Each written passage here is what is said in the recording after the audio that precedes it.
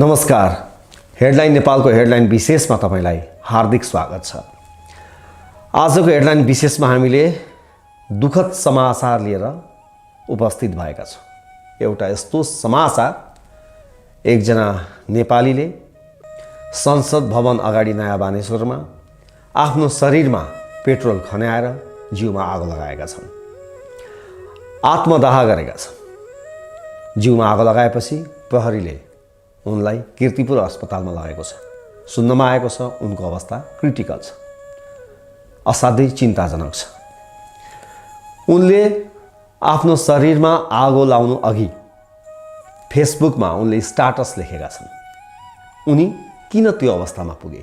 यति बेला सामाजिक सञ्जाल र सञ्चार माध्यममा यो समाचार छ्यापछ्याप्ती आएको छ।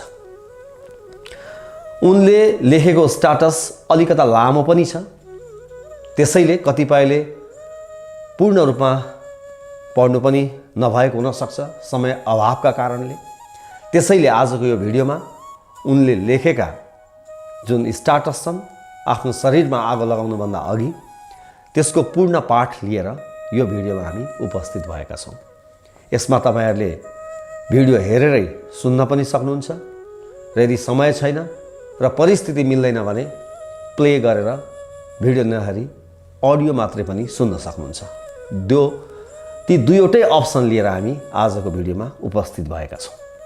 त्यसरी आफ्नो शरीरमा पेट्रोल खन्याएर आगो लगाउने व्यक्ति थिए। उनको नाम हो प्रेम प्रसाद आचार्य सन्तोष, जुन सञ्चार माध्यममा सामाजिक सञ्जालमा आइसकेको छ। उनले अन्त्यमा आफ्नो ठेगाना र नाम लेखेका छन्। सूर्योदय 11 केराबारी इलाम भनेका छन्, प्रदेश 1 नेपाल, हाल काठमाडौँ भनेर लेखेका छन्। र उनले एउटा लाइन लेखेका छन्, म मरे पनि मेरो देश बाँचिरहोस्। तपाईँ हामीलाई स्मरणै छ, म बिबी शाहले लेखेको यो पंक्ति हो, यो गीत हो, म मरे पनि मेरो देश बाँचिरहोस्। तपाईँ हामीले सुनेकै गीत हो, यो राष्ट्रियताले ओतप्रोत गीत हो। अब म यहाँहरु समक्ष उनले लेखेको जुन आत्मलाभ छ, त्यो आत्मलाभको म पूर्ण पाठ अब यहाँहरु समक्ष म प्रस्तुत गर्दैछु। त्यसको म आज्ञा चाहन्छु। म एक आम युवा, आम उद्यमी, आम व्यवसायी प्रेम प्रसाद आचार्य सन्तोष। जन्म 2043 भाद्र 1, वतन सूर्योदय फिक्कल 11 केराबारी इलाम प्रदेश 1। रंगीन सपनाहरू बुनेर परिवार, समाज र देशप्रतिको जिम्मेवारी वहन गर्दै अगाडि बढिरहेको थिएँ।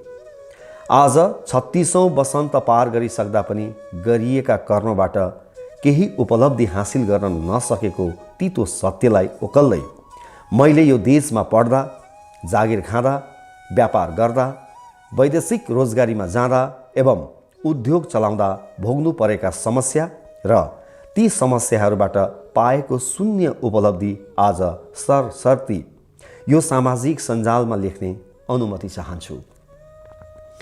यो एक आत्मवृत्तान्त पनि हो र मेरो असफलताको कथा पनि हो। आत्मवृत्तान्त पनि हो र मेरो असफलताको कथा पनि हो भनेर उनले लेखेपछि लेख्छन्, म विद्यार्थी कालमै रहँदा 2067 मा ब्रेन ट्युमर भएर बुबा बित्नुभयो। बुबा बिरामी हुँदै गरेको अवस्थामा नै मेरो विवाह भयो र बुबाको मृत्यु पश्चात म काठमाडौँमा श्रीमतीसँगै रहेर विभिन्न प्राइभेट स्कुल एवं ठमेलका ट्राभल एजेन्सीमा काम गरेर गुजारा गर्न थालेँ। त्यसबेला हाम्री ठुली छोरीको जन्म भइसकेको थियो। पैतृक सम्पत्तिबाट पाइएको इलाम फिक्कल बजारको घरलाई बेचेर काठमाडौँमा नै घर बनाउने प्रयत्न गरियो र त्यही अनुसार भयो। बुढा नीलकण्ठमा घर बनाइयो र ठमेलमा ट्राभल एजेन्सी खोली काम गर्न थालियो। राम्रो चल्यो ट्राभल सुरुमा, तर बिस्तारै उधारो बजारले गाँच्न थाल्यो। चिनिया नागरिक, गोराहरू र काठमाडौँकै +2 कलेजहरूमा हाम्रा ग्राहक भए। चिनिया पर्यटकहरूले कहिले कबल गरेको पैसा नदिने, ट्रेकिङ लाँदा बीच बाटोमा पुगेपछि यहाँ यति उकालो छ भनेको थिइनस्, यहाँ चिनिया खाना पाइँदैन भनेको थिइनस् आदि इत्यादि भन्दै न्यु खोज्ने अनि पुरा पैसा कहिल्यै नदिने।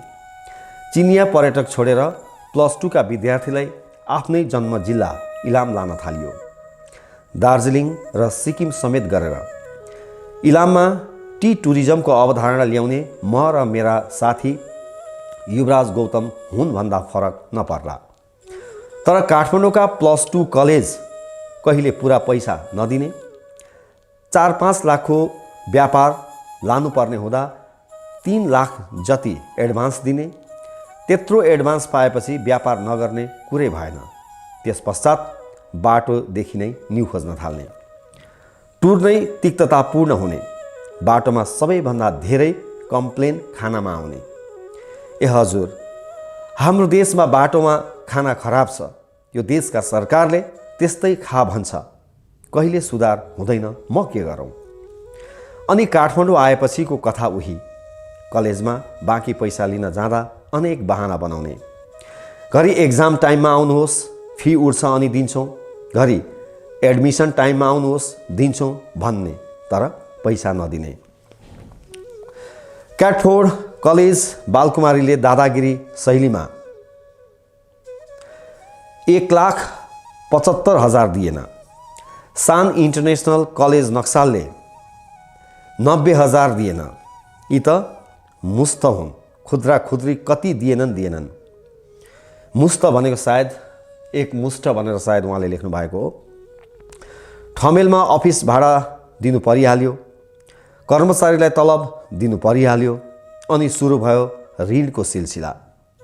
यो देश उधारो बजारले सबैभन्दा धेरै बिग्रेको रहेछ भन्ने त्यहीबाट थाहा भयो। बजारमा जताततै लुटेर मात्र रहेछन्। पेपर टाँसिएर आएछ दर्शकवृन्द, म लामै छ। ट्राभल चलाउने क्रममा 1-2 जना गोराहरूलाई पोखरा, ग्यान्ड्रुक, काठमाडौँ भ्याली, नगरकोट आदि गन्तव्यमा लानुपर्ने हुँदा भाडाका गाडी लानुपर्ने महँगो पर्ने भएकाले आफ्नै गाडी किनौँ भन्ने लागेर सुजुकी अर्टिगा गाडी लिने जमर्को गरे। नाइस एसिया बैंकले फाइनान्स गरिदिने भयो। 6 लाख डाउन पेमेन्ट गरे, अरू किस्ता तिर्ने गरी गाडी निकालियो। डाउन पेमेन्ट मध्ये 4 लाख जम्मा गरियो। 2 लाख सोरुमले भनेको समयमा दिन सकिएन। 2 महिना समय मागे, दिएन, अनि गाडी फिर्ता लग्यो। सुजुकी सोरुम थापाथलीले मेरो 4 लाख खायो, फिर्ता दिएन।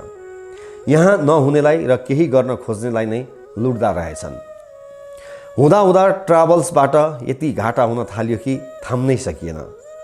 गोरा आउनै छाडे, चिनिया पर्यटक पैसै नदिने, +2 कलेजहरू पनि पैसै नदिने, भारतीय पर्यटकहरू खर्च नै नगर्ने, फाइदै नहुने। ट्राभल बेचेर विदेश जाने जमर्को गरियो। त्यस बेलासम्म काठमाडौँको घर, जग्गा, सम्पत्ति सबै सकियो र उल्टै ऋण लाग्यो। विदेश जाने भनी जमर्को गर्दा झन्डै 1 वर्ष लाग्यो र त्यो समय पनि ऋणमै परिवार चलाइयो। जसो तसो बाहिर गयौँ कतार। अफिस असिस्टेन्टमा अन्तर्वार्ता पास गरेर गएको। आफ्नै दक्षताले 6 महिनामै सेल्स एन्ड मार्केटिङ म्यानेजर भइयो। 5,000 कतारी रियाल तलब थियो। खाने बस्ने गाडी, इन्टरनेट सबै कम्पनीले दिने, के चाहियो अरू। 2014 देखि 2017 सम्म कतारमा बसी सबै ऋण तिरी थोरै पैसा बचाएर म देश फर्किएँ। श्रीमती र आफन्तको सल्लाह र आफ्नै इच्छा बमोजिम जन्मथलो इलाम घर गए। Suryodaya agro industries and farm house private limited Ilam agro mart नामक उद्योग खोलियो। सूर्योदय 11 केराबारी इलाममा। गल्ती यही गरिएछ। मैले सोचे पैसालाई जग्गामा फ्रिज गर्ने होइन, चलायमान बनाउने, उद्योग खोल्ने, पैसा कमाउने र सबैको उदाहरण बन्ने। बचेको पैसाले जग्गा किनेको भए यति बेला 5 डबल हुने थिएछ भनेर लेख्नु भएको छ, सायद रहेछ होला। मैले कतार बस्दा इजरायल, अस्ट्रेलिया, नर्वे आदि देशबाट आएको ताजा फलफुल, तरकारी, मासु एवं विविध धेरै खाए देखे। हाम्रो देशमा पनि यस्तै गरी सुरक्षित प्याकिङ गरेर मौलिक खानेकुराहरू बजारमा बेच्न सकिएला भन्ने आँट आएर त्यही गर्न थालियो।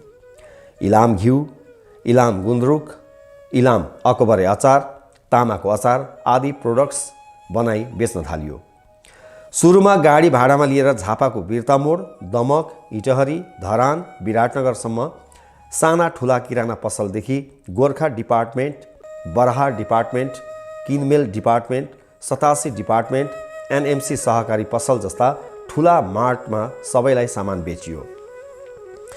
यति हत्तु भयो कि पैसा कहिले समयमा पाइएन बजारबाट।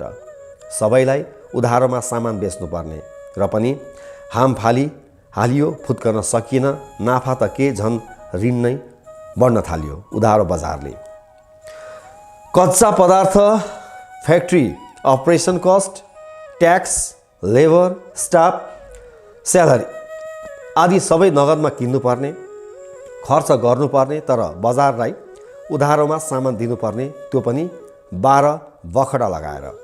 जम्मै लेखिएको छ 30% नाफा देखिने कागजमा, तर बजारमा सामान फस्ने हुँदा 6 महिनामा मात्र बल्ल तल्ल पैसा उठ्ने, केही प्रतिशत ब्याड डिबेट्स हुने। यता फ्याक्ट्री र मेटेरियल्स, वेजेस एन्ड स्यालेरी नगदमा खर्च गर्नुपर्दा र बैंकले पनि ऋण बन्द गरेको कारणले व्यक्तिगत ऋण 36% सम्म ब्याज तिरियो। अनि नाफा सकिवरी उल्टो घाटा हुने।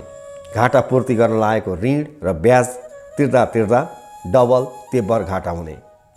एउटा ऋणको ब्याज तिर्न अर्को ऋण लाग्ने, अनि केही पसलहरूले सामान बेच्न नसक्ने, अनि अन्त्यमा एक्सपायर भयो सामान भन्दै फिर्ता दिने। पसलेले, रिटेलर्सहरूले केही रिस्क नै नलिने। आफूले नगद लगानी गरेको प्रोडक्ट्स बजारमा उधारो बेच्दा त्यो लगानीको ब्याज र त्यो ब्याज तिर्न नयाँ ऋण, अनि नयाँ पुरानो ऋण ब्याज तिर्न फेरि नयाँ ऋण, घर खर्च चलाउनै पर्यो, नानीहरूको शिक्षा र लालन पोषण गर्नै पर्यो, अनि सकिँदैन त सबै सम्पत्ति। त्यो काम फट्ट छोडौँ, के गर्नु अन्य? लगानी फसेको छ, नछोडौँ, पार लाग्ने उपाय नै छैन। फेरि हाम्रो समाज यति अर्काको चासो गर्ने कि नयाँ काम थाल्दा ऊ फेरि गरिराखेको काम छोडियो, यो मान्छे थिर छैन, काम फेरेको फेरै गर्छ, यसले केही गर्दैन जीवनमा आदि इत्यादि भनी जता गए पनि लालछना र उपदेश सुनिरहनु पर्ने। 100औं पटक आत्महत्या गर्ने प्रयास गरे, सकिन। आफैले चलाएको गाडी दुर्घटना गराउने प्रयास गरे, भएन। श्रीमती छोराछोरीको माया र कर्तव्यले मर्न सकिन। फोन कल यति सामना गरे कि फोन फोबिया नै भयो। कहिलेकाहीँ फोन नेटवर्क नआउने ठाउँ पुग्दा मन आनन्दित हुने। 2-3 वर्षदेखि नै डिप्रेसनमा थिएँ, कसैले बुझेन। म डिप्रेसनमा छु भन्दा उल्टै गाली खाइयो, लड्दै पड्दै बाँचियो। पार नलाग्ने देखिएर डिलरसिपमा जाने निर्णय गरियो। रिटेलिङबाट पार लाग्ने नदेखेर डिलरसिपमा जाने निर्णय गरियो भनेर सायद उहाँले लेख्नु भएको छ। फेरि सरकारले यति शास्ति दिन थाल्यो कि सामान लिएर धरान, विराटनगर जान नपाइने भयो। फ्याक्ट्रीले डाइरेक्ट रिटेलिङ गर्न नपाइने रे। अनि भ्याट सिस्टम रे, VCTS लेख्नु भएको छ, VCTS सिस्टम रे। अडिट वा कतै पनि रेकर्डमा नआउने VCTS के लागू गरिराखेको? बाटोमा प्रहरीलाई घुस उठाउने मेलो मात्र। यदि VCTS छैन भने 5000 सम्म तिरेको छु प्रहरीलाई। इलामको सब्जी काठमाडौँ बेच्न लिएर आउँदा पनि VCTS रे। अनि बाटोमा चेकिङमा बसेका प्रहरीलाई सब्जी बाँड्दै आउनुपर्ने, नदिए आफै गाडीमा चढेर झिक्ने। कति लुट्छौ हो, जताततै लुट्ने मात्र। भाडाका गाडीले पनि लुट्ने, प्रहरीले पनि लुट्ने, सरकारले पनि सरकार करको नाममा लुट्ने, बजारका रिटेलरले पनि लुट्ने, अनि जग्गा जमिन नबेचेर के गर्नु त? कृषिजन्य वस्तुको कारोबार गरेको हुनाले प्रदेश 1 सरकार कृषि तथा भूमि व्यवस्था मन्त्रालयले खुलाउने अनुदान कार्यक्रम 4 पटक अनुदान पाऊँ भनी निवेदन दियो। सर्ट लिस्टमा परिन्थ्यो नै। अनुगमन गर्न आउँदा तपाईँको सोच राम्रो रहेछ, काम पनि राम्रो रहेछ, यस्तो मौलिक वस्तुको बजारीकरण गरिरहनु भएको रहेछ, पक्का पाउनुहुन्छ अनुदान भन्ने, अनि रिजल्ट आउने बेला कहिले मेरो कम्पनीको नाम नहुने। म इलाम सूर्योदय नगरपालिका 11 बसी, मेरो फ्याक्ट्री पनि त्यही। मेरा वडाका तत्कालीन वडा अध्यक्ष टेकबहादुर राईज्यूको साङपाङ डेरीले 3 लाख र 10 लाख गरी 2 वर्ष लगातार अनुदान खाए र तेस्रो वर्ष उनकै साङपाङ बङ्गुर फार्मले 25 लाख अनुदान खायो। मेरै आँखा अगाडि इलामकै मैनालीजीको साङ्ला टी स्टेटले इन्फ्रास्ट्रक्चर डेभलपमेन्ट, अर्ग्यानिक प्रमाणीकरण र गाडी गरी एकै वर्ष एकै उद्योग एकै सरकारबाट 20-25 लाख अनुदान खायो। हामी चिल्लै, अनि बल्ल थाहा भयो अनुदान लिनलाई कि जनप्रतिनिधि कि पार्टीको झोले कि त अनुदान दिने निकायका कर्मचारीलाई घुस दिनुपर्ने रहेछ। सच्चा कर्मनिष्ठ भएर नहुने रहेछ। डिलर र ठुला मार्टमा सामान दिनुपर्दा वार्षिक कारोबार 50 लाख नाग्ने, अनि उनीहरूले पनि भ्याट बिल नै खोज्ने भएकाले भ्याटमा जानुपर्ने बाध्यता भयो र गइयो। अनि सुरु भयो अर्को दशा। फेरि हाम्रो देशको कर प्रणाली साह्रै अप्ठ्यारो। व्यापार घाटामा छ, घाटा देखाउँ बैंकले लोन नदिने, नाफा देखाउँदा प्राली कम्पनीले वार्षिक नाफाको 25% कर तिर्नुपर्ने, खर्च देखाउन आफूले श्रीमतीले तलब खाएको देखाउँदा 1% टिडिएस तिर्नुपर्ने, फेरि वार्षिक 4,50,000 नागेमा करको दर बढ्ने, महिनै पछि 10 लाख कारोबार भएमा 13% भ्याट अर्थात् 1,30,000 महिनाकै सरकारलाई बुझाउनु पर्ने, त्यो विलम्ब भएमा 25% ब्याज तिर्नुपर्ने, वर्षमा एक पटक कम्पनी रजिस्टरमा, घरेलुमा, नगरपालिकामा कम्पनी रिन्यू शुल्क बुझाउनु पर्ने, तिहेरो कर, अनि वार्षिक अडिट शुल्क आदि। कसरी थाम्छ एउटा गाउँमा रहेको कम्पनीले यी सबै शुल्क र भार? रसियामा उद्योग व्यापार गरी अरबपति भएका डाक्टर उपेन्द्र महतो एवं डाक्टर समता प्रसादले नेपालमा चलाउनु भएको नेपाल ग्राम उद्योग भन्ने कम्पनीलाई प्रकृति ब्रान्डमा घिउ बनाएर दिए। सुरुमा राम्रो पेमेन्ट गरे, एडभान्स पनि दिए।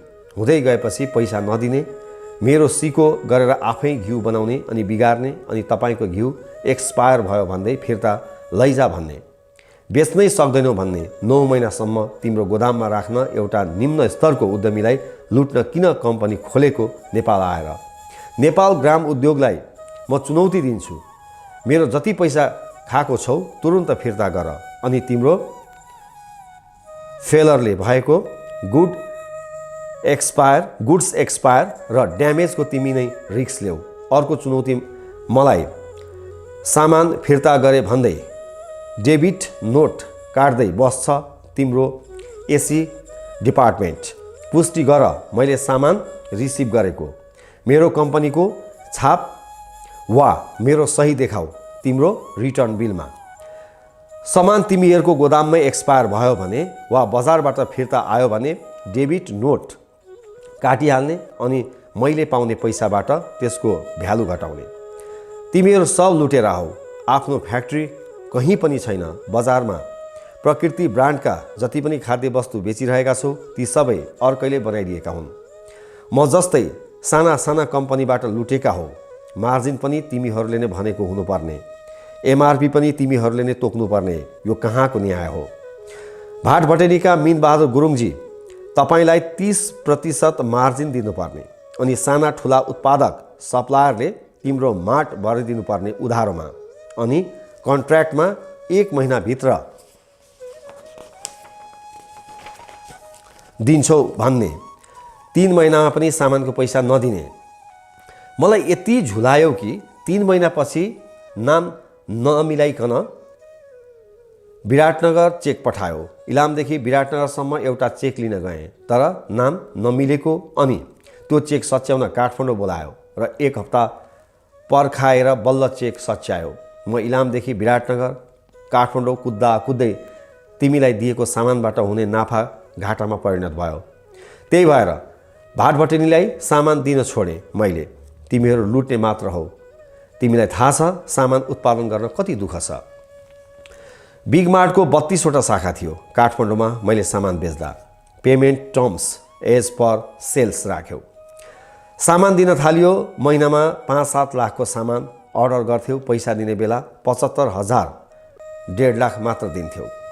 कुनै महिना बिलिङ भएन भने त्यो महिना पेमेन्ट नै दिँदैनथ्यौ। यो कहाँको न्याय हो? मैले थाम्न नसकेर तिमीलाई सामान दिन छाडेँ। सबै ब्रान्च गएर सामान उठाऊ भन्यौ। सामान उठाएँ। आखिरमा मैले तिमीबाट पाउने पैसाभन्दा आधा कम मात्र सामान थियो तिम्रो ब्रान्चहरूमा। As per sales payment terms राखेर किन पैसा दिएनौ समयमा? सामान त बेचिसकेका रहेछौ।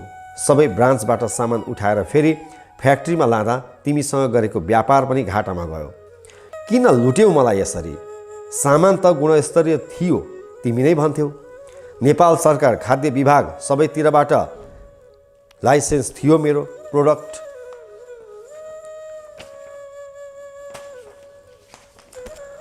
पवन गोल्यानको गोल्यान एग्रोले 110 कार्टुन घिउ अर्डर गरेर बनाउन लगाएर काठमाडौँ ल्याएपछि अर्डर क्यान्सल गरिदियो। अहिले हाम्रो मार्केट डिमान्ड छैन भनेर। मार्केटको फिजिबिलिटी स्टडी नगरिकन किन सामान बनाउन लगायो त? तिमीलाई लाज लाग्दैन? तिमीले मलाई अर्को पनि कुरा भन्यौ कि तिम्रो माथिल्लो कर्मचारीले अन्त्यमा सामान लिन मानेन रे। तिम्रो चेन अफ कमान्डमै त्रुटि थियो भने मलाई किन सामान बनाउन लगाएर काठमाडौँ मगायो? मलाई कति घाटा भयो होला इलामदेखि काठमाडौँ अनि फेरि काठमाडौँदेखि इलाम सामान ल्याउँदा लैजाँदा। तिम्रो माटो ब्रान्ड पनि लुट्नलाई खोलेका हो। कति लुट्छ लुट। साथी मार्टका सागर पोखरेलजी, तपाईले खुब प्रचार गर्नुभयो। 2 वर्षभित्र नेपालको सबैभन्दा ठुलो रिटेल चेन आउटलेट बनाए भनेर। मबाट सामान टन्नै उठाउनु भयो तर 1 वर्षमा पनि बेच्न नसकेर फिर्ता दिनुभयो। किन मगाउनु भएको बेच्न नसकिने भए? मलाई पाप लाग्छ। ढिलै गरी भए पनि तपाईले चाहिँ सबै पैसा दिनुभयो। मैले फिर्ता सामान बराबरको रिटर्न गर्न सकेको छैन तपाईलाई। अनिल बस्नेतजीले चलाउनु भएको मेट्रो तरकारी.com र NEP एक्सप्रेस UAE भन्ने कम्पनीले मबाट गुन्द्रुक र तामा लानुभयो। दुवै लगेर बेच्नुभयो। मैले कति नाक ठाडो पारे गुन्द्रुक र तामा दुवै निर्यात गर्न थालेँ भनेर। गुगल फेसबुक सबैतिर हल्ला गरेँ। दुवै बस्ने साथीहरूलाई पनि भने तपाईबाट किनेर पनि लगेँ। आत्मसन्तुष्टि मिल्यो। तर थाहा छ तपाईहरूलाई मैले दिएको सामानको पैसा अझैसम्म मैले पाएको छैन। सबै आत्मसन्तुष्टि र खुसी के रह्यो? तपाईहरू पनि लुट्नलाई नै व्यापार गर्नुभएको रहेछ। लुट्नुहोस्, कति लुट्नुहुन्छ। डाबर नेपाल प्राइभेट लिमिटेड, तपाईहरू पनि लुट्नलाई नै कम्पनी खोल्नु भएको रहेछ। तपाईको फ्याक्ट्री 12 मा मैले घिउ सप्लाई गरेँ।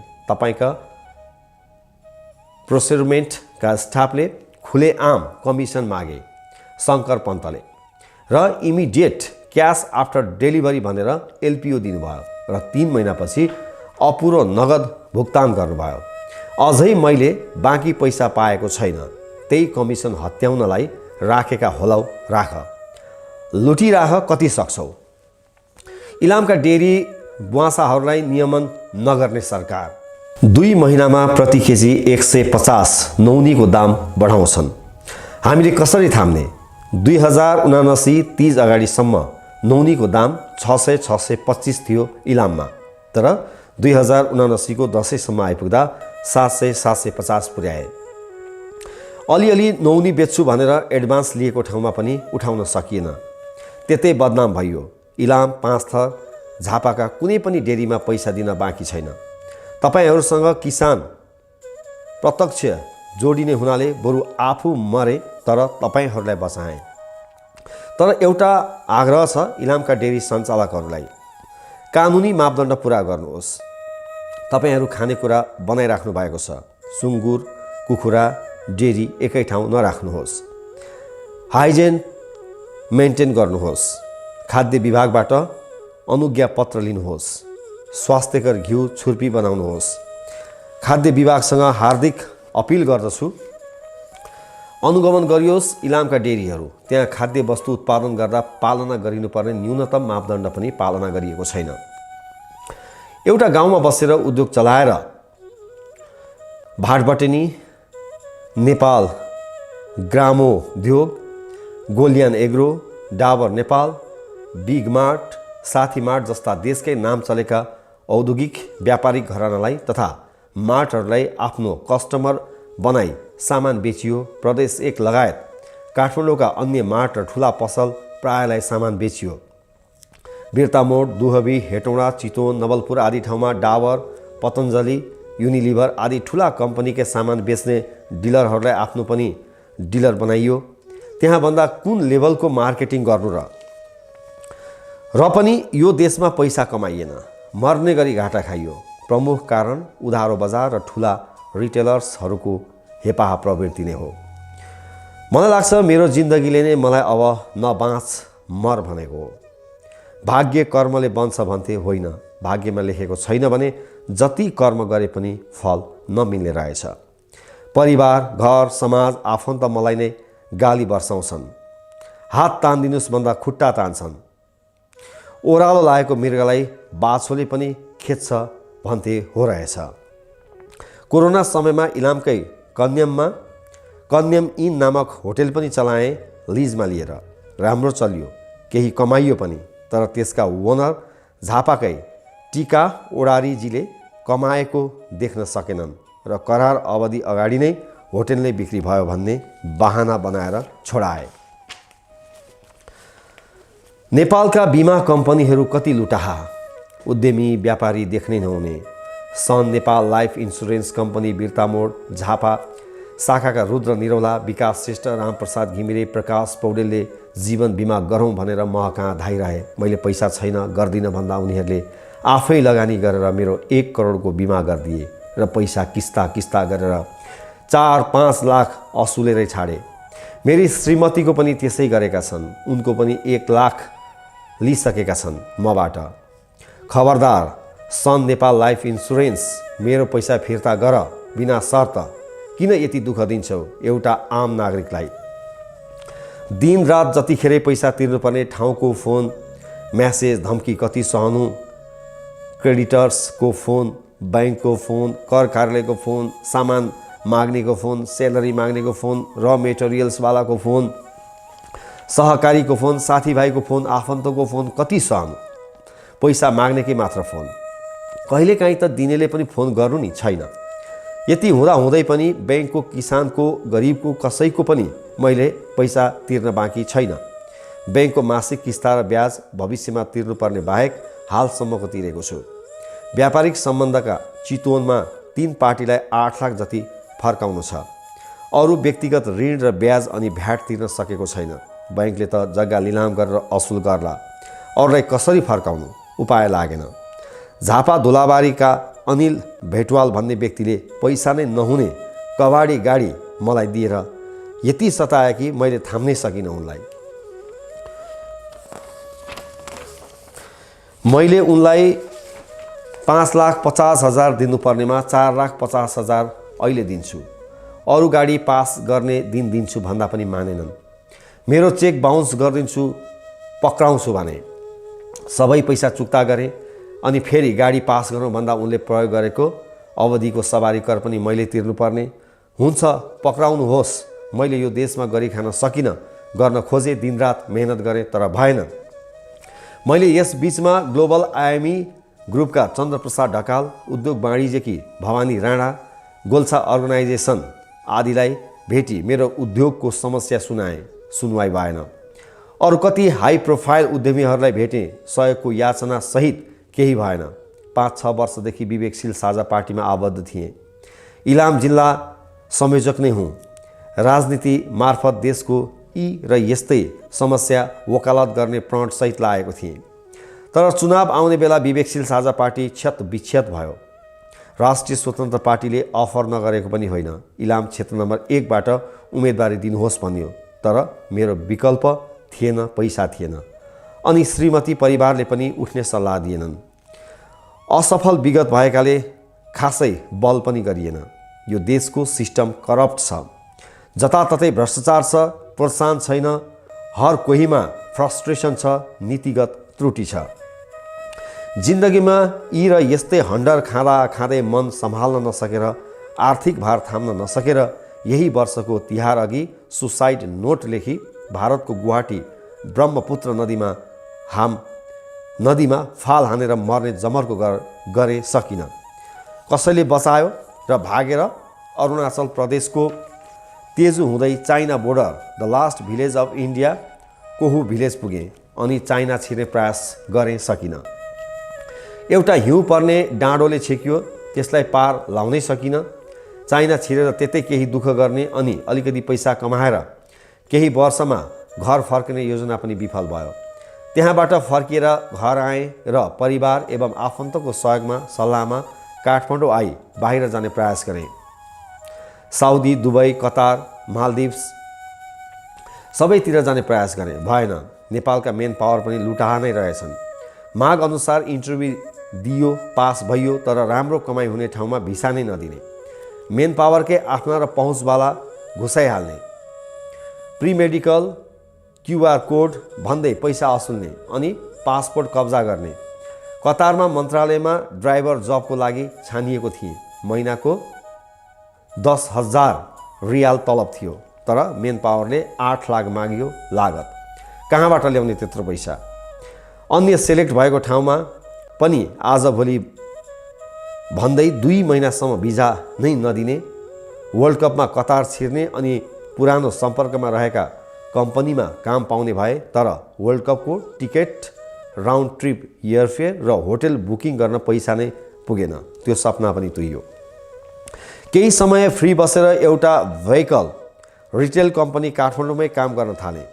जसोतसो आफ्नो ज्यान पाल्ने मेलो त बन्यो, तर परिवार छोराछोरीलाई खोइ, त्यत्रो ऋण तिर्ने आधार खोइ। 60 लाख ऋण छ। श्रीमतीलाई घरमा जतिखेरै टर्चर छ। हुँदा श्रीमतीले पनि आत्महत्या गर्ने प्रयास गर्न थालिन्। मलाई त्यही आशयको मेसेज लेख्न थालिन्। उनी पनि डिप्रेस्ड भइसकिन्। श्रीमती र म को पहिला सुसाइड गर्ने भन्ने साइलेन्ट प्रतिस्पर्धा चलिरहेकै अवस्थामा मैले नै यो चोला बिसाउने निर्णय गरेँ। मलाई बचाउने प्रयास कसैले नगर्नुहोला। बाँची गएँ भने फेरि मर्ने नै छु। प्रहरीले पक्राउ गर्यो भने जेलमा नै आत्महत्या गर्नेछु। म क्रान्ति गर्दैछु। म जस्तै केही गर्छु भन्नेलाई यो देशको सरकारले सहयोग गरोस्, वातावरण बनाओस्। बाँच्ने सबै उपाय लाउँदा पनि केही भएन। आशा सबै मरिसकेको हुनाले मर्ने नै बाचा गरेँ। मलाई माफ गर्नुहोला। कोही मनकारी सहृदयी जनहरू हुनुहुन्छ भने मेरो ऋण तिर्न मेरी श्रीमतीलाई सहयोग गरिदिनुहोला। उनले पनि मेरै बाटो समाउन बेर छैन। हाम्रा 2 छोरीहरू टुहुरा हुनेछन्। नाम, खाता, फोन ... लेखिएको छ। मेरी नानुका, तिमीले सहयोग पाउनेछौ। विचलित नहुनु। मलाई माफ गरिदेऊ। मैले प्रगति गर्ने धेरै अस्त्र लाउँदा पनि सकिन। छोरीहरूको अभिभारा तिम्रो काँधमा छ। बुझ्ने भएपछि उनीहरूलाई सम्झाउनु। तिमीहरूको पापुले यो देशमा सफलता हासिल गर्न सक्नु भएन। जताततै हन्डर र ठक्कर खानुभयो। जताततै लुटिनु भयो। यो देश गरी खानेलाई होइन, लुटी खानेलाई मात्र सहज रहेछ। तिमीहरूले पनि त्यही अवस्था भोग्नु नपरोस् भनेर क्रान्तिमा होमिनु भयो। आफ्नो भोगाइ र पीडा सरकारले सुन्ने गरी आफ्नो ज्यान आहुति दिनुभयो। यही भन्देऊ। म धेरै आशावादी, धेरै सकारात्मक सोच राख्ने र अति महत्त्वकांक्षी व्यक्ति थिएँ। देखिएकै सपनाहरू पुरा गर्नतर्फ लागिन्छ। सपना नै नदेख्ने हो भने त्यो पाउन वा पुरा हुने सम्भावना नै हुँदैन। त्यसैले सपना देखियो, महत्त्वकांक्षा राखियो, त्यसलाई पुरा गर्न हर दुःख कष्ट भोगियो, मेहनत गरियो। म सेल्स एन्ड मार्केटिङमा पोख्त थिएँ नै। Leadership skill, motivational skill, business skill आदि प्राप्त गर्न तालिम र अनुभव सबै थियो। English language, computer skill, modern business techniques, legal formalities and environment of business सबै ज्ञान हासिल गरेको थिएँ र आफ्नो कार्य सम्पादन गर्न सवारी चालकको रूपमा पनि दक्ष थिएँ। मोटिभेसन स्पिकर्स डाक्टर विवेक बिन्द्रा, शिव खेडा, विनोद चौधरी, रतन टाटा, अमिताभ बच्चन, ओशो, स्वामी विवेकानन्द, चाणक्य नीति, गीता, वेद आदि सबैलाई सुन्थेँ, अध्ययन गर्थेँ। केही आइडिया र प्रेरणा लिन्थे र पनि देशमा सफल हुन सकिएन। उदाहरणीय उद्योगी व्यवसायी बन्न सकिएन, पैसा कमाउन सकिएन, सपना र महत्त्वाकांक्षा पुरा गर्न सकिएन। धेरै युवाहरूलाई विदेश नजाऊ, देशमै केही गर भनी प्रोत्साहित गरे। गाउँ फर्कौँ महाअभियान नै चलाए, तर अन्त्यमा किन यो देशमा काम गर्न छाडेर विदेश नै ताक्छन् युवाहरू भन्ने पाठ आफ्नै व्यावसायिक असफलताबाट सिके। यो देशको भ्रष्ट नीतिबाट सिके, दलालहरूले चलाएको देशको अर्थतन्त्रबाट सिके, मोनोपोली मार्केटबाट सिके, नेपोटिजम, फेभरेटिजम आदिबाट सिके। तर यहाँसम्म आइपुग्दा आफ्नो सबै सके, उठ्नै नसक्ने गरी लडेँ। मैले जसलाई यो देशमै केही गर, विदेश नजाऊ भनेको छु, म त्यो आग्रह फिर्ता लिन चाहन्छु। मलाई माफ गर्नुहोला। यो देशमा केही गर्न नसकिने रहेछ। यो देश भ्रष्ट रहेछ, पाइला पाइलामा अन्याय र विभेद रहेछ। सपनाकै कुरा गर्दा पतञ्जलि नेपालका साउजी युवराजजीले इलाममै पतञ्जलि घिउको फ्याक्ट्री खोल्ने, तपाईँ घिउमा नै काम गरिरहनु भएको रहेछ, सँगै काम गरौँ भनेर कति ठुलो सपना देखाउनु भयो। उत्साहित भएँ, सफलताको कल्पना गरेँ, तर अन्त्यमा यो सपना नै रह्यो। एउटा प्रगतिशील युवालाई झुटो आश्वासन नदिनुहोला कृपया, उसको इच्छा शक्ति स्खलित हुन्छ। विशेष एम्बेसीले सञ्चालन गरेको, SWISS एम्बेसी लेखिएको छ, स्विसेस एम्बेसी होला, सञ्चालन गरेको सहज नेपालले पटक पटक उसको अन्तर्क्रियामा बोलाएर सहयोगको आश्वासन देखायो, तर उही आश्वासन मात्र, आते जाते खर्च मात्र गराउनु भयो, उल्टै लुट्नु भयो। कतिवटा सङ्घ संस्था मेरो फ्याक्ट्री हेर्न आउनुभयो, तारिफ गरेर जानुभयो, समस्या सोध्नुभयो, सहयोगको आश्वासन दिनुभयो, तर फर्केर कहिले आउनु भएन। तपाईँहरूको जागिरलाई चाहिने डाटा लिन, शोध भर्ना गर्न फगत फोन मात्र गर्नुभयो, सपना देखाइरहनु भयो, सरकारी अनुदान खुलाउने, फारम भर्न दुनियाँ कागजपत्र, झन्झट, यातायात र कुदाई खर्च फजुल गरिदिने गर्नुभयो, तर केही दिनु भएन। तपाईँलाई घुस दिने वा जनप्रतिनिधि, सांसद, मन्त्रीका आसेपासेलाई मात्र अनुदान बाँड्नुभयो। राजनीति मार्फत सदन सरकारमा गएर यी र यस्तै देश दुखेको ठाउँमा मलम लगाउँछु भन्ने सपना देखे। राजनीतिमा पनि लागे, तर रविन्द्र मिश्र, सूर्यराज आचार्य, मुमाराम खनाल, केशव दाहाल, मिलन पाण्डे, महेन्द्र थापा, भीमप्रसाद अधिकारी, निर्देश सिलवाल, समीक्षा बासकोटा, प्रकाश चन्द्र परियारजी, तपाईँहरूलाई मेरो आत्माले छोड्ने छैन। किन यो देशको एउटा महत्त्वाकांक्षी युवाको भावनासँग खेलबाड गर्नुभयो? तपाईँहरू एकीकृत हुनै नसक्ने, पार्टी चलाउनै नसक्ने भए किन यो देशका म जस्ता सयौँ युवालाई राजनीतिमा लगाउनु भयो? किन समय र पैसा बर्बाद गरिदिनु भयो? यो देशमा सपना बाँड्ने, आश्वासन बाँड्ने अनि त्यसैलाई आफ्नो गरी खाने साधन बनाउनेको जमा ठुलो रहेछ। मेरो परिवार, आफन्त, साथीभाइ, इष्टमित्र, गाउँले जनहरू, मलाई माफ गर्नुहोला। घर तथा पैतृक सम्पत्तिमा मेरो हक खोसिएको छ। अहिले समस्यामा छु, ऋणमा छु, दिलाइदिनुहोस् भन्दा हजुरहरूले सुन्नु भएन। कानुनी रूपमा म पैतृक सम्पत्तिको हकवाला रहिन, किनभने म 7 कक्षामा पढ्दाखेरि नाबालक अवस्थामै बुबाको धेरै जग्गा जमिन भएकोले हदबन्दी जोगाउन मलाई छुट्टै परिवार कायम गरेर अंश भरपाई गराई थोरै जग्गा अंश पास गरिदिनु भएको थियो। हाम्रो देशको कानुन अनुसार 2 पटक पैतृक सम्पत्तिमा अंश पाइँदैन, हक लाग्दैन। मैले धेरैलाई आफन्तलाई म समस्यामा छु, कानुनी रूपमा तल परेको छु, समाधान पनि छ, सहयोग गरिदिनुहोस्, म बाँच्न चाहन्छु भनी याचना गरेँ। सहयोग गर्नु भएन। के मैले सामाजिक उत्तरदायित्व वहन गरेको थिइनँ? विवाह कार्य, व्रतबन्ध, साञ्चे, भजन कीर्तन आदिमा शरीक आर्थिक उपस्थिति जनाएको थिइनँ? गाउँ विकासका कार्यक्रममा आर्थिक लागत साझेदारीमा योगदान गरेको थिइनँ? टोल विकासमा, सामाजिक छलफल र न्यायमा, कानुनी अडचन फुकाउनेमा, महिला हिंसा हुँदा न्याय दिलाउने कार्य आदिमा मेरो योगदान थिएन? समाज, तपाईँ भनिदिनुहोस्, के मैले नातिको रूपमा, छोराको रूपमा, श्रीमान र बाबुको रूपमा पारिवारिक र सामाजिक उत्तरदायित्व वहन गरेको थिइनँ? सब थोक गर्दा पनि म आफैले न्याय पाइनँ, म नै मरेँ। कहिले रक्सी खाएर लडेको देख्नुभयो मलाई? केही कुकृत्य गरेँ मैले? के यो देशमा उद्योग व्यापार गर्नु, केही उदाहरणीय काम गर्न खोज्नु, आफ्नै गाउँ फर्केर सामाजिक दायित्व निर्वाह गर्न खोज्नु अपराध हो? अब कहिले यहाँहरूलाई याचना गर्ने छैन, म जाँदैछु, मलाई माफ गर्नुहोला। मेरो पैतृक सम्पत्ति अझै छ। दाजुको पनि टन्नै जग्गा जमिन घर छ, आमाको पनि छ, हजुरबुबाको पनि छ, दिदीको पनि छ, सबै पैतृक सम्पत्ति हो। म सकिएँ, उद्योग व्यापार घाटामा गयो। केही बेचेर मेरो ऋण तिर्दिनुहोस्, सम्पत्ति भोलि पनि कमाइएला भनेर कति बिन्ती गरे, सुन्नु भएन। आमा, हजुरबुबा, दाजु, भाउजू, एकपटक सोच्नुहोस्। इराक, अफगानिस्तान, सिरिया, श्रीलङ्का आदिका नागरिकलाई हेर्नुहोस्। धन सम्पत्ति, जग्गा जमिन भविष्य होइन, मानिसको जिन्दगी भविष्य हो। जिन्दगी रहे त्यो सम्पत्ति फेरि कमाउन सकिन्छ। जिन्दगी नै नरहे केही राजनीतिक उथलपुथल, महामारी, प्राकृतिक विपद आदि आएमा चुटकीको भरमा सबै सम्पत्ति मूल्यहीन हुनेछ। तपाईहरूलाई मेरो जिन्दगीभन्दा त्यही सम्पत्ति प्यारो लाग्यो। मेरा आफन्तलाई पनि बिन्ती बिसाएँ, तर उहाँहरूले पनि मभन्दा त्यही सम्पत्तिमा भविष्य देख्नुभयो। त्यही जग्गा जमिन नै भविष्य हो, त भविष्य होइनस् भन्नुभयो। दिदी र भान्जीलाई तिमीहरूको डिभोर्स पश्चात मैले कति सहयोग गरेँ, हेक्का होला।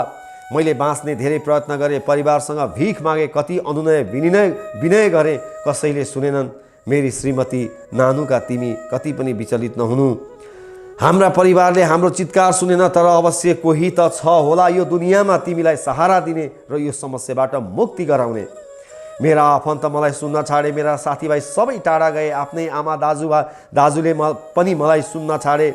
मेरो पीडा बिसाउने ठाउँ नै रहेन। अब मनभरि गरौँ भारी बोकेर कति दिन बाँच्ने, कहाँ बिसाउने त्यो भारी। त्यत्रो आर्थिक भार सल्टाउने केही उपाय छैन। मेरो अगाडि 20 लाख जतिले तत्कालको गाँठो फुक्नेवाला थियो। त्यति जुटाउन गरेको प्रयास पनि सबै विफल भए। आफ्नो उठ्नुपर्ने रकम उठाउन कति रोइ कराई गरे, वास्ता गरिदिएनन् सरकारवालाले।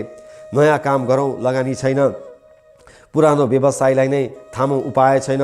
हर तरहले अगाडि बढ्ने विकल्प लगाइयो, सबै विफल भए। के गरौँ, कसो गरौँ, केही विकल्प नै रहेन। सिद्धार्थ बैंकको ऋण नवीकरण गर्ने र ब्याज तिर्न पैसा छैन। माछापुच्छ्रे बैंकको मासिक किस्ता तिर्ने पैसा छैन। सरकारलाई भ्याटको पैसा तिरौँ, बजारमै छ पैसा उठाउनै सक्दिन। राजस्व कार्यालय तागेता गरेको गरेछ। सबै व्यक्तिगत र संस्थागत खाता रोक्का गरिदिन्छु, कालो सूचीमा राखिदिन्छु भन्छ। ओरिजिन भ्याट म्यानुफ्याक्चरिङ कम्पनीले तिर्नुपर्ने भएकोले भ्याट रिटर्न पनि हुँदैन। म राजस्व कार्यालयलाई बिन्ती गर्छु, व्यावसायिक बक्यौतालाई व्यक्तिगत नबनाइदिनु होला। सहज हुँदा कर तिरेकै थिए, व्यापार घाटा हुँदा सकिन। फेरि कच्चा पदार्थ वालाले प्यानमा सामान दिन्छन्। घर खर्च चलाउने पैसा छैन। छोरीहरूको लालन पोषण र शिक्षा खर्च गर्ने पैसा छैन। कोही बिरामी पर्यो भने उपचार गर्ने पैसा छैन। व्यक्तिगत ऋण र ब्याज तिर्ने पैसा छैन। व्यावसायिक कारोबारको रिटर्न गर्ने पैसा छैन। सरकार तिमी सुनिदेऊ मलाई, मेरो दोष फगत यही मातृभूमिमा केही गर्न खोज्नु मात्र रह्यो। जतिसँग कारोबार गरियो सबैले लुटे। जिन्दगीको अन्तिम समयसम्म लुटिए। गत हप्ता दाङबाट काठमाडौँको नाइट बसमा टिकट काटेर हिँडे। केही वर आएपछि थाहा भयो मैले लिएको सिट अरू 2 जनालाई पनि बेचेको रहेछ।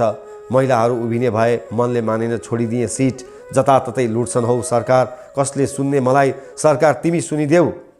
बाँचेर हुँदै बाँच्न सकिन। केही नयाँ गर्ने र उदाहरणीय बन्ने हो, हुटहुटी हुँदै बन्न सकिन।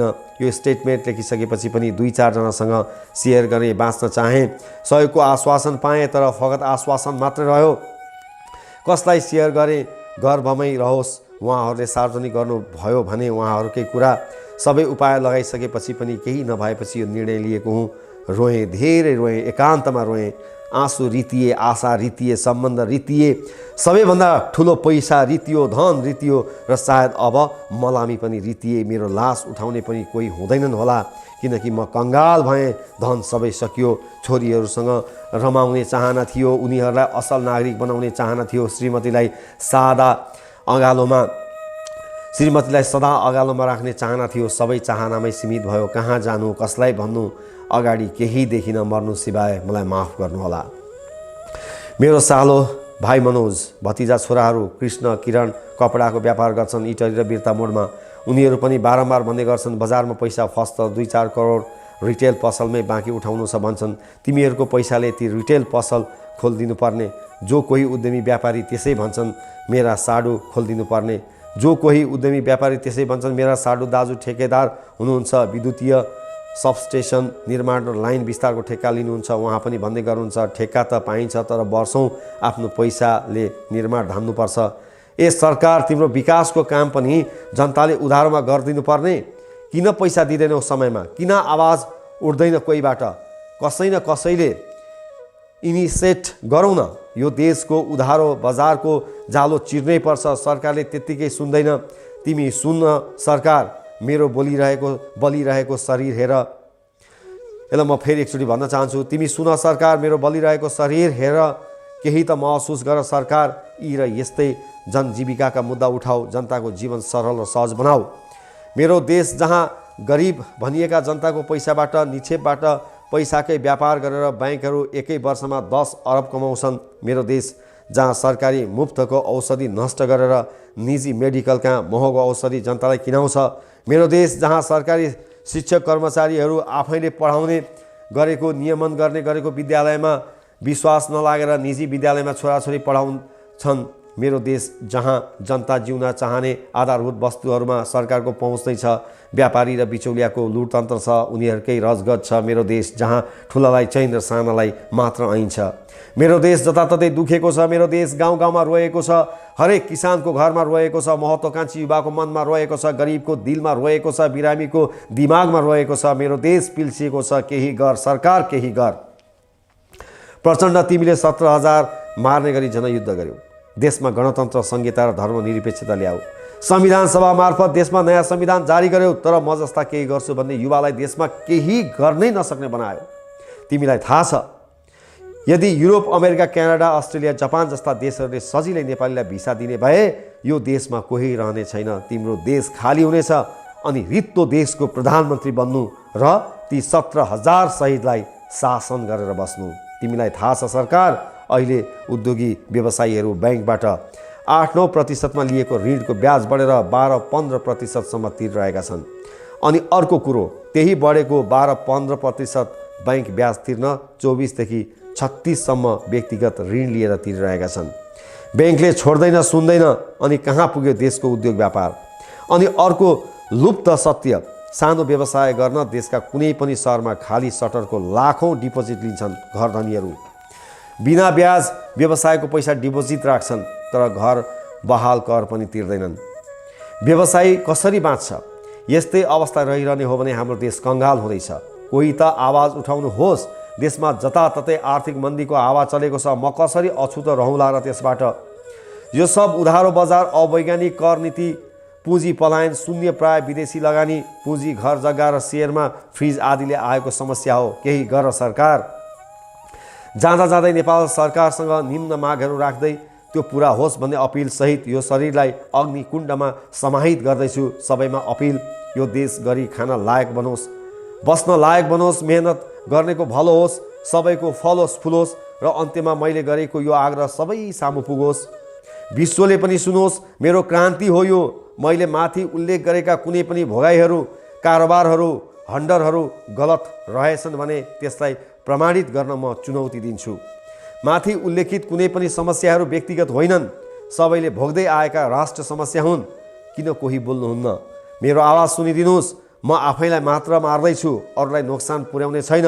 यो अपिल सरकारले महसुस गर्ने गरी सुनाउँदैछु। मेरो देश गर्व गर्न लायक बनोस्। विदेशिएका लाखौँ युवाहरूले यही देशमा केही गर्न सकुन् भन्दै निम्न मागहरू नेपाल सरकार सामु राख्दै यो शरीर सुन्दर देश नेपाल बनोस् भन्ने कामना सहित बलिदान दिँदैछु। अलविदा। अब हामी यो माग यहाँहरू समक्ष राख्दैछौँ। उहाँले लेखेको 1, 2, 3 गर्दै लेखिएको छ। एकमा छ, राष्ट्रिय उत्पादनमा भ्याट शून्य गर, आयातित वस्तुमा बरु 20% लगाऊ। उपभोग्य वस्तुमा मूल्य वृद्धिको प्रमुख कारण भ्याट हो। नम्बर 2, बायर्स पे फर्स्ट जस्तो आकर्षक बजार क्रय विक्रय नीति लागू गर सरकार। उधारो बजारको अन्त्य गर। यहाँ निमुखा उत्पादक सप्लायरले भाटभटेनी, बिगमार्ट, डाबर नेपाल जस्ता व्यापारिक डनहरूलाई पाल्नु परिरहेको छ। उधारोमा उनीहरूलाई सामान दिइरहनु परेको छ र त्यही सामान बेचेर पैसा अन्यतिर सेयर, जग्गा आदिमा घुमाएर ब्याङ्कमा मुद्दती खोली ब्याज खुवाइरी अनि अन्य थप मुनाफा कमाइवरी मात्र उत्पादक सप्लायरलाई बल्ल तल्ल दिन्छन्। तबसम्म उत्पादक सप्लायर ऋणले, ब्याजले, अपरेटिङ क्यापिटल सर्टेजले मरिसकेका हुन्छन्। धनी पैसाले नै उक्लेको उक्ले, गरिब थिचिएको थिचिए। नम्बर 3 मा छ, higher the profit, lower the tax rate. कर नीति लागू गर। धेरै नाफा गर्दा करको दर घट्ने हुनाले सबै उद्योगी व्यापारी धेरै नाफा गर्नेतर्फ लाग्नेछन्। नम्बर 4, ल्यान्ड लिजिङ प्रणाली लागू गर। जग्गा जमिन पुस्तौँसम्म हस्तान्तरण गरिने हुँदा नेपाली जनताहरू अल्छे भएका हुन्। एक जमिनको स्वामित्व एक व्यक्तिलाई 50 वर्षसम्मलाई मात्र देऊ। नम्बर 5, ब्याङ्किङ मोर्टेज भ्यालुएसन प्रणाली परिवर्तन गर। सहरका अनुत्पादक जग्गाले जति नै भ्यालुएसन गाउँका उत्पादक जग्गाले पनि पाओस्। सहरका 4 आना जग्गा बैङ्कमा राख्दा त्यो नबेची पैसा आउँदैन, तर गाउँका उत्पादनशील जग्गाले आम्दानी दिइरहन्छ। फसल र उत्पादनले पैसा आइरहन्छ र बैङ्क ऋण तिर्ने आधार बढी हुन्छ। नम्बर 6, सबै बहालका घरलाई करको दायरामा लिए। महिनाको 10,000 तलब खाने कर्मचारीले चाहिँ 1% TDS तिर्नुपर्ने, तर सहरका महिनाको लाखौँ घर बहाल उठाउने घरहरूले कर नतिर्दा हुने। तिमीलाई थाहा छ सरकार, घर बहाल तिरिहाले पनि भाडावालालाई तिराउँछन्। तिम्रो धेरै राजस्व घर बहालमा चुहावट भइरहेको छ। नम्बर 7, भाटबटेनी, बिगमार्ट, पतञ्जली, डाबर नेपाल, युनिलिभर जस्ता ठुला औद्योगिक तथा व्यापारिक घरानाले नेपालको बजार कब्जा गरेका छन्। नियमन गर सरकार, उनीहरूले जसो भन्यो बजार त्यतै जान्छ। तिमीलाई थाहा छ सरकार, आफ्नो कम्पनी प्रोफाइल हाई बनाउनलाई राष्ट्रिय अन्तर्राष्ट्रिय कम्पनीहरूले भाटबटेनीमा आफ्नो सामानको उपस्थिति देखाउँछन्। उसलाई उच्च मार्जिन दिएर, बरु घाटा नै सहेर, तर बाहिरी बजारमा त्यही सामान कम मार्जिनमा अझ भाटबटेनीलाई दिँदाको घाटा पूर्ति हुने गरी बेच्छन् र दैनिक उपभोग्य सामानको मूल्य वृद्धि भइरहेको छ। नम्बर 8, दर्ता नगरी खुलेका अनलाइन पसलहरू सब बन्द गर्दै सरकार कि वैधानिक दर्ता भई कर तिरेको हुनु पर्यो। नम्बर 9, वैदेशिक रोजगारमा अफिसियल भिजामा जान चाहनेलाई सम स्वीकृतिको लफडा नलगा सरकार। तिमीलाई थाहा छ, खाडीमा महिनाको लाखौँ कमाउन सकिने भिजामा त्यहाँका कम्पनीहरूले डिमान्ड र एम्बेसी अटेस्टेसनको लफडा गरी रहँदैनन्, जसले गर्दा पढे लेखेका स्किल्ड युवाहरू लाखौँ कमाउन सकिने खाडीको जागिरबाट वञ्चित भइरहेका छन्। सरकार, तिम्रो श्रम कागज नेपालको एयरपोर्टमा देखाउने एउटा खास्टो मात्र हो, अनि दलाल पोस्ने अफिसियल घुस त्यति त हो श्रम डकुमेन्ट, अनि पत्र पत्रिकामा आउने डिमान्ड फगत देखाउनलाई मात्र हो। मेन पावरहरूको राम्रो तलब र सुविधा भएको मागमा मेन पावरलाई सम्पर्क गरियो भने त्यो त देखाउनलाई छापेको भन्छन् सिधै। थाहा छ सरकार तिमीलाई। नम्बर 10, अनुदान र सब्सिडी प्रणालीको सबै पुरानो फाइल निकाल सरकार। कति भ्रष्टाचार भएको रहेछ थाहा पाउँछस्। गर्नेलाई हर तरहको प्रोत्साहन अनुदान मिलोस्। कागजपत्रमा सीमित कम्पनीहरूलाई मात्र होइन, यहाँ अनुदानका लागि प्रपोजल लेखिदिने, कागजपत्र दरिलो बनाइदिने, केही दिनलाई भाडामा अनुगमनका लागि फर्म देखाइदिनेको झुन्ड नै छ यो देशमा। 11, बिचौलियाको अन्त्य गर सरकार। देशका सबै पालिकाहरूलाई एकै ठाउँमा भेट गराउने गरी पालिका बजार नामक अनलाइन नेसनल वेब सर्भरको विकास गर सरकार, जहाँ सम्बन्धित पालिकाको कृषि तथा औद्योगिक उत्पादनको विवरण हुनेछ मूल्यसहित। नेपालभित्र कुन पालिकामा के उपलब्ध छ र कुन पालिकालाई के चाहिएको छ, डिमान्ड एन्ड सप्लाई कमान्ड त्यहीँबाट हुने गरी व्यवस्था मिला सरकार। बिचौलिया सब चट हुनेछन्। नम्बर 12, यहाँ अलैँची भारत बेचेर इम्पोर्टेड कार्डमोम डस्ट किनेर खान्छन् नेपाली उपभोक्ता। अदुवा बोरामा भारत बेचेर इम्पोर्टेड जिन्जर पेस्ट किनेर खान्छन्। इलामको orthodox green tea, black tea बोरामा कलकत्ता बेचेर इम्पोर्टेड लिप्टन चिया खान्छन्। यी सबै चिजहरू नेपाली ब्रान्डमै नेपाली बजारमा पाइयोस्, नेपाली ब्रान्डमै विश्वमा निर्यात होस्, विश्वले हाम्रा उत्पादन चिनुन्, त्यतातिर लाग सरकार। 13, गाँजा खेतीले वैधानिकता पाओस्। गाँजा र त्यसको बोटबाट बन्ने सामानको विश्व बजारमा धेरै माग छ। देश 2-4 वर्षमै समृद्ध हुनेछ। 14, शिक्षा, स्वास्थ्य, सार्वजनिक यातायातमा निजीकरण दुरुत्साहित गर सरकार। यी राज्यले जनतालाई दिनुपर्ने आधारभूत सेवा हुन्। सबैको पहुँचमा सरल र सहज तरिकाले यी वस्तु तथा सेवा उपलब्ध गरा सरकार। यो देशमा बिरामी पर्यो भने उपचार गर्ने पैसा नभएर मर्नुपर्छ सर्वसाधारण। 15, सरकारी कर्मचारी, शिक्षक आदिलाई घर र पाएक जागिर नभएमा अनिवार्य आवास सुविधा उपलब्ध गरा सरकार। तिमीलाई थाहा छ एउटा सरकारी अधिकृतले सहरमा बसी जागिर खाँदा आवास, बच्चाको शिक्षा, औषधि उपचार आदि गर्न महिनाको 40-45 हजार तलबले पुग्दैन अनि भ्रष्टाचार नगरेर के गरोस् त। 16 सार्वजनिक खरिद ऐनमा व्यापक सुधार गर सरकार। जसले थोरै कबल गर्छ उसलाई ठेक्का होइन। जसले वैज्ञानिक र आधुनिक विकास अवधारणा अनुसार आफै बजेटिङ गरेर ठेक्का प्रस्ताव गर्छ उसलाई विकास निर्माणको ठेक्का दिने गर सरकार। 17 भ्रष्टाचार, जघन्य हत्या र बलात्कार आदिमा मृत्युदण्डसम्मको सजाय हुने व्यवस्था लागू गर संसद। 18 जातीय आरक्षणको अन्त्य गरी किसान र गरिबलाई पहिचान परिचय पत्र मार्फत मात्र त्यस्ता आरक्षण प्रदान गर सरकार। 19 भारतसँगको खुला सिमाना अन्त्य गर सरकार। कमसेकम भारतीय नागरिक नेपाल आउँदा जहाँसुकैको बोर्डरबाट अन अराइभल भिसा निश्चित समयलाई दिने गर र त्यसको अभिलेख सधैँ अद्यावधिक गर सरकार। 20 आयात प्रतिस्थापन गरी सधैँ घरेलु उत्पादन र निर्यातलाई प्रोत्साहन गर सरकार। उत्पादन वृद्धिमुखी कार्यक्रम आओस्, देशमा उत्पादनमूलक उद्योगले हर तरहको प्रोत्साहन पाओस् सरकार। 21 बचत तथा ऋण सहकारी तथा माइक्रो फाइनेन्स बन्द गर। तिमीलाई थाहा छ सरकार, हाम्रो देशको 60% पैसा बचत तथा ऋण सहकारी मार्फत परिचालित छ। 40% मात्र निजी तथा सरकारी बैंक मार्फत परिचालित छ। सहकारीको अवधारणा कृषि, सरकारी उद्योग, सहकारी आदिमा मात्र लागू गर। 22 विकास खर्च जनताले राज्यले दिएको करबाट गर्ने हो। विकास साझेदारीको नाममा फेरि पूर्वाधार विकास हुने ठाउँको उपभोक्ताबाट 25% रकम उठाइने गरिएको छ, त्यो बन्द गर सरकार। 26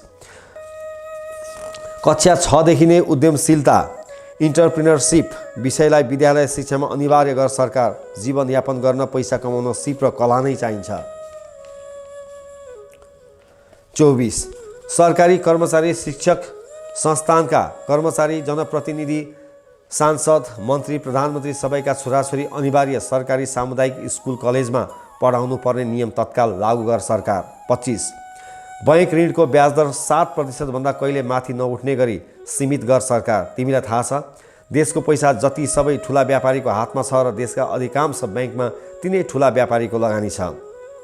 मुद्दतीमा धेरै ब्याज लिन उनीहरूले नै रचेको बैंकको ब्याजदर वृद्धि हो। अहिले व्यवस्था परिवर्तन धेरै गरियो, यो देशमा धेरै क्रान्ति गऱ्यौँ, जनयुद्ध लड्यौँ, जनआन्दोलन गऱ्यौँ, जनता मार्यौँ। अब जनताको अवस्था परिवर्तन गर। यी र यस्तै दैनिक जनजीविकाका मुद्दा, राज्य सञ्चालनका प्राविधिक विषयमा केन्द्रित रहेर शासन गर सरकार। एउटा साधारण जनताले सहज तरिकाले उद्योग व्यापार गर्न सकोस्, जागिर खान सकोस्, खेती किसानी गर्न सकोस्, सुखको श्वास फेर्न सकोस्। देश बचाउनलाई हावा गफले मात्र हुँदैन, हेर्दा सानो झिनो मसिनो देखिने सूक्ष्म कुराहरू तर जनताको जनजीविकामा ठुलो असर गर्ने मुद्दाहरूमा ध्यान दे सरकार। हार्दिक अपिल। यदि कोही मेरो मागमा सहमत हुनुहुन्छ भने शान्तिपूर्ण ऐक्यबद्धता जनाइदिनुहोला।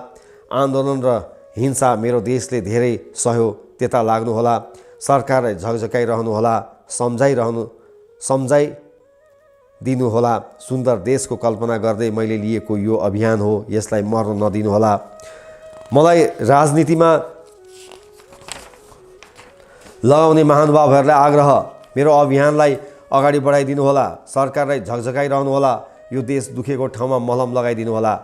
नेपाल सरकार देश चलाउने हुटुटीमा सत्तामा पुग्नुभएका नयाँ पार्टी तथा नयाँ सांसद रवि लामिछाने, राजेन्द्र लिङदेन, ज्ञानेन्द्र साई, शोभिता गौतम, गगन थापा, विश्वप्रकाश शर्मा, योगेश भट्टराई, तोसीमा कार्की लगायत तमाम नयाँ अनुहारहरूलाई बिन्ती, सरकार बनाउने, मन्त्री हुने मात्र प्रतिस्पर्धा होइन, कसैले नदेखेको तर जनतालाई पिल्साएको मुद्दाहरू आँखा च्यातेर केलाउनुहोस्, समाधान गर्नुहोस्। यहाँहरू सबैलाई पुनः स्मरण गराउन चाहन्छु, निम्न बुँदाहरू यहाँहरूको दिमागमा बसिरहोस्। बायर्स पे फर्स्ट, राष्ट्रिय उत्पादनमा भ्याट शून्य, land leasing system, higher the profit, lower the tax rate. शिक्षित मेनपावर वैदेशिक रोजगारमा जाँदा श्रम स्वीकृतिको झन्झट नगराइयोस्। श्रम कागजभन्दा दरिलो फरेन कम्पनीले दिएको अफर लेटर र इम्प्लोइमेन्ट कन्ट्र्याक्ट उनीहरूसँग नै हुन्छ। देशका सबै पालिकाहरू र उत्पादनहरू समेटिएको पालिका बजार नामक नेसनल वेब सर्भरको विकास। बहालमा लागेका घरहरूलाई अनिवार्य कर। घर बहाल लिँदा घरधनीले लिने डिपोजिट मनी गैर कानुनी हो, त्यसको अन्त्य। स्वास्थ्य, शिक्षा, सार्वजनिक यातायात सहज र सरल। ब्याङ्किङ, मोर्टेज, भ्यालुएसन, नीतिमा परिमार्जन, बचत तथा ऋण सहकारी फाइनेन्सको र माइक्रो फाइनेन्सको खारेजी, फाइनेन्स कोअपरेटिभ होला। गाँजा खेतीलाई वैधानिकता, धन्यवाद, यति भन्दै उहाँले अन्तमा लेख्नु भएको छ। 11 गाँजा खेतीलाई वैधानिकता भनेपछि धन्यवाद। यही देशको एउटा सर्वसाधारण नागरिक प्रेम प्रसाद आचार्य, सन्तोष, सूर्योदय 11, केराबारी इलाम, प्रदेश 1 नेपाल, हाल काठमाडौँ। म मरे पनि मेरो देश बाँचिरहोस्। अलविदा। लामो छ, सुरुमै लेखिएको छ आत्मवृत्तान्त। म चाहिँ यो विषयमा धेरै भन्न मैले आज सकिनँ। म मरे पनि मेरो देश बाँचिरहोस्। फेरि पनि मलाई यही गीत गुन्जिरहेको छ, म मरे पनि मेरो देश बाँचिरहोस्। हस्त दर्शकवृन्द, मैले यो लेखिएका कुराहरू वाचन गरेर यहाँ समक्ष प्रस्तुत गरेँ। यसले तपाईँलाई कस्तो असर गर्छ थाहा छैन। मलाई लागेको कुरा आजको भिडियोमा म भन्न सक्ने अवस्था पनि रहेन, किन धेरै लामो वाचन पनि भयो। मनमा धेरै खालका कुराहरू खेलिरहेका छन्। त्यसैले आजको भिडियोबाट म आज्ञा चाहन्छु, मुलुक बनोस्, देश बनोस्, देश र जनता बनाउने विषयमा सबैको सद्बुद्धि आओस्। भगवान् पशुपतिनाथले सबैलाई राम्रो विवेक प्रदान गरौँ। राम्रो विवेक प्रदान भएपछि देश बन्छ भन्ने अपेक्षा राख्दै आजको भिडियोबाट म आगे चाहन्छु। बिदा दिनुहोस्। नमस्कार।